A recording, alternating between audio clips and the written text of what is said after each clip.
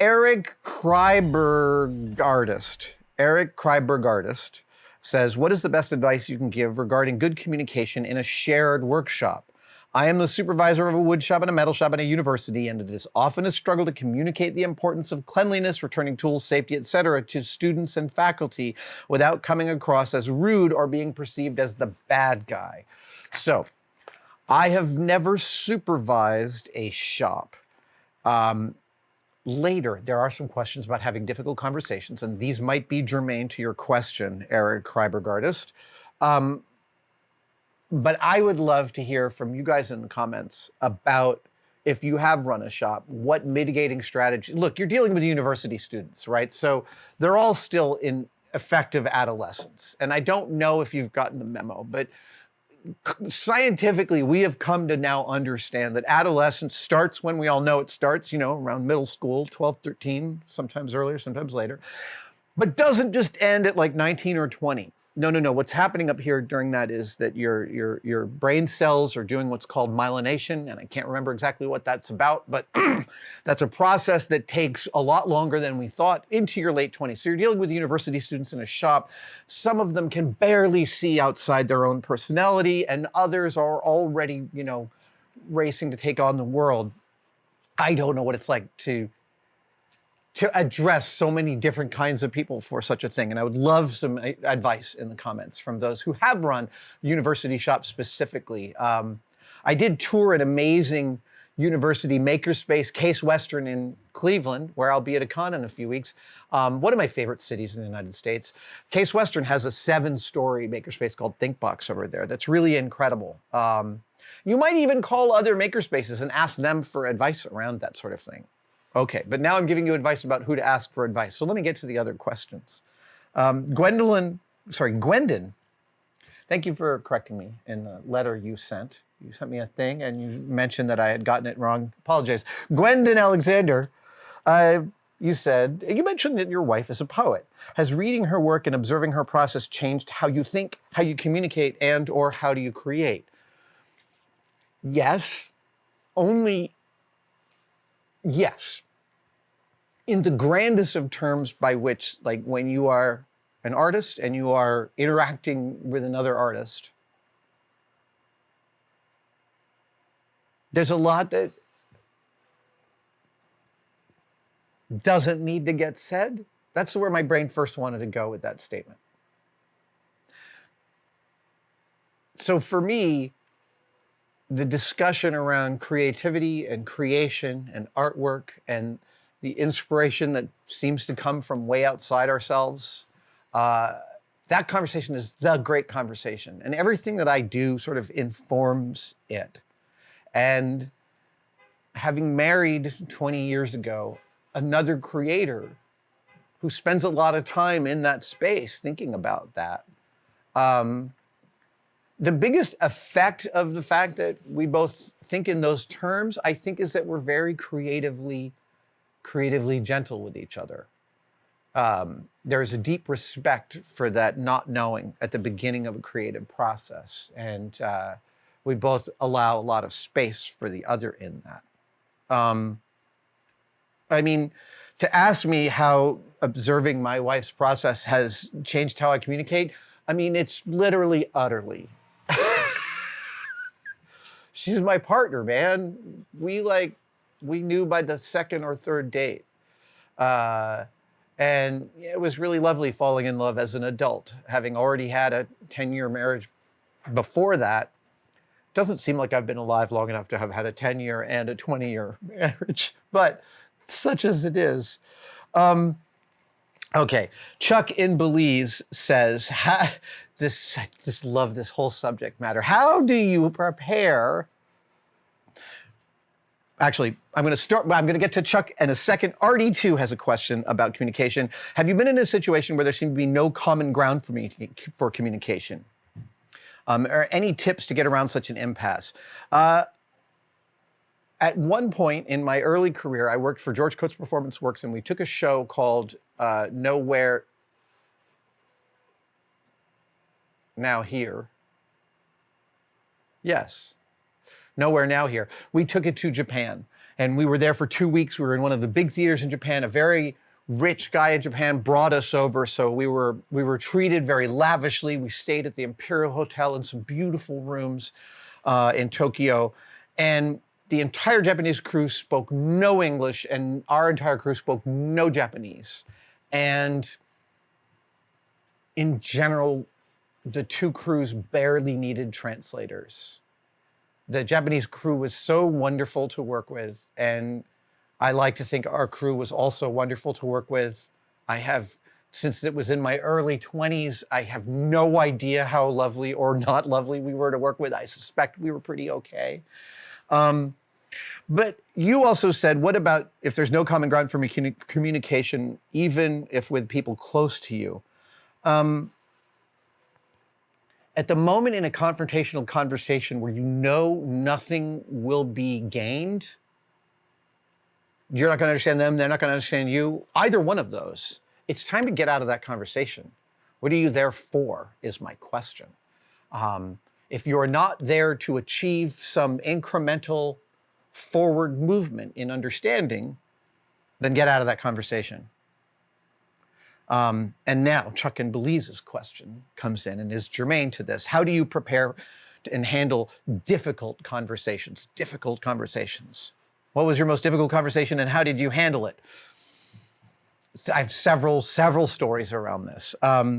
Number one, I believe that confrontation is investment. So if you are a friend of mine and I tell you something you did that upset me, I am telling you that I am choosing to invest in our relationship by confronting you. If I did not want to invest in our relationship, I would not tell you that you pissed me off. And I've had relationships in which I said to someone, hey, you really pissed me off by hitting on my friend last night. She's in a relationship and that confused a lot of stuff. And that friend who I said that to said to me, I'm just trying to make new friends, which was a complete lie to my face. And I just was like, all right, I came forward with an olive branch to say this was difficult and I'd love to change this dynamic, and they denied that dynamic existed. Well, I'm happy to move on. That being said, there's also stuff you want to say to people in your life. There's things you're holding on to. And so what I have done over the course of my life, in general, I try to do this, is if there's something I want to say to somebody, something I want them to know, I sort of think through the conversation and what I want to cover and how I want to say it. And then I wait. And I wait until the opportunity presents itself to where that person might actually say to me, I don't know, what do you think of this thing that I'm doing? And that's when I will answer. That's when they're ready to hear maybe what I might have to say. So this is a really funny story about a difficult conversation. 1,000,000 years ago, I was dealing with someone in a professional capacity, and they were a real pill. They were making life as difficult as possible for me, and they were refusing to read my emails. They were just not reading my emails, and I needed them to. I needed them to see this email that I was about to send. I needed them to go through the facts of it. And I was so emotionally activated about this person. And I did what I always do with a difficult email. So this wasn't a difficult conversation, it was a difficult email. With this difficult email, first, never put their name in the header. Never, ever, ever put their name in the header. Write the draft title, draft letter to blah, blah, blah. Do not put their email address. You don't ever want to accidentally send this. So I don't do that. So I don't put their name in the header. I say draft to so-and-so. And then I write out just all my thoughts and I just dump them. And then it's time to edit and pull out the emotionality, right? And so I do that. I spend like half an hour sort of pulling out the emotional language, pulling out the language that's about you, not me. I'm really trying to make it all I messages. This is how this makes me feel, etc. And then I'm almost done with it. And I think to myself, you know what? I'm just not sure this letter is right. I want some feedback. So maybe I should send this to Julia, to my partner, and ask her what she thinks. And then I had this idea. And so I put at the top, Julia, Tell me if you think this letter is too emotional. I'm really trying to find the balance to communicate what I want to communicate. And then I sent it to the person giving me trouble. Because I knew that if they thought they were reading an unfiltered communication from me, they would read everything in the email. And they totally did. It worked like a charm. Still one of the best ideas I've ever had in my life. So bound this whole problem. If you want to say something about how someone has upset you, but it's not a relationship you care about, don't say it. Why? What will you achieve? Will you be heard by them? The answer is probably not. If it's a relationship that's important to you, or a relationship that is important in general, it might not be to you, but it might be to someone you care about, then consider your confrontation. Come at the confrontation with the idea that it is an investment in a future in which you have greater understanding. Every one of my friendships that is really deep is based on some confrontation in the past. Like, that's just going to be part of sharing some time with people. Is you're going to have good times and bad times. It's going to be easy and it's going to be hard. Yeah, Oz DeLorean, as giving advice about communicating how to be a person in a shop, says, what can help is printed and postered shop rules that you can lean into enforcing, as well as, well, there are reasons for these rules. They're not just me telling you off. So I want to tell you about a couple of signs. In the very first theater shop I worked at, which was up at the College of Marin, that was the second theater workshop I worked at, College of Marin Theater, there used to be this piece of plywood on the wall that someone had fed and then drifted into the table saw. So the table saw had taken it, spun it, cut a swath through it, and then sent it across the shop to like embed itself in the wall. And they took it out of the wall, hung it right above the hole, labeled it, and said, Mr. Table Saw does not like being handled roughly. That was a great way, and it was like in front of you when you're using the table saw. That is a great way to set your mind correctly. And in Jamie Heinemann's M5 shop, in the original Colossal Pictures model shop, Kat, who used to run that shop with Jamie, had a plexi blade. So in every shop, you're going to have your basic table saw, but you're going to have a set of blades which are for specialty cases. You'll have dado blades and carbon blades and triple chip, zero kerf, etc. And there's always going to be a triple chip, zero kerf for your acrylic. And you're going to want to only use that for acrylic. You're going to want to take it off when it's not being used for acrylic and put it on when it is.